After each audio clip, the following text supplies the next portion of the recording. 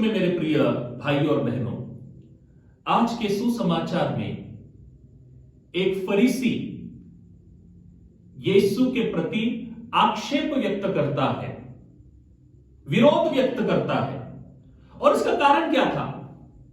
इसका कारण यह था कि यीशु ने अन्न भक्षण करने से पहले, खाना खाने से पहले हस्त प्रक्षालन नहीं किया था, हाथ नहीं धोए थे।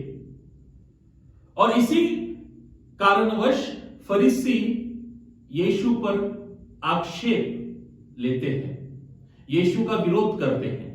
मेरे प्रिय भाइयों और बहनों, इस तथ्य को समझने के लिए इज़राइल का जो नियम शास्त्र था, उस नियम शास्त्र को समझना जरूरी है।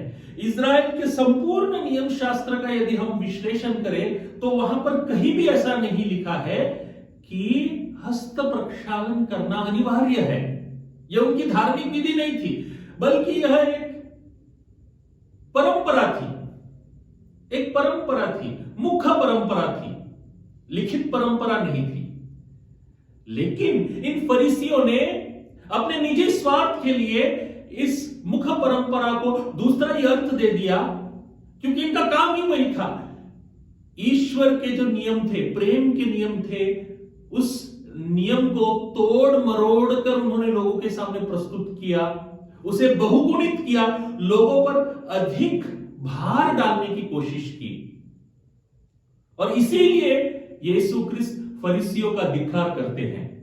मेरे प्रिय भाई और बहनों, फरीसी के जवाब में यीशु क्या कहते हैं कि आंतरिक शुद्धता पर ध्यान दो। और ये आंतरिक शुद्धता क्या है? आंतरिक शुद्धता तभी साध्य है जब हम अपने हृदय में प्रेम की ज्वाला को प्रज्वलित करेंगे, सत्य की रोशनी को प्रज्वलित करेंगे, शांति के प्रकाश को प्रज्वलित करेंगे।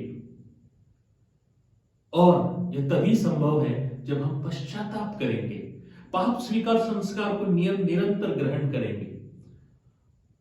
और इसी हेतु के लिए हम प्रार्थना करें। आमीन।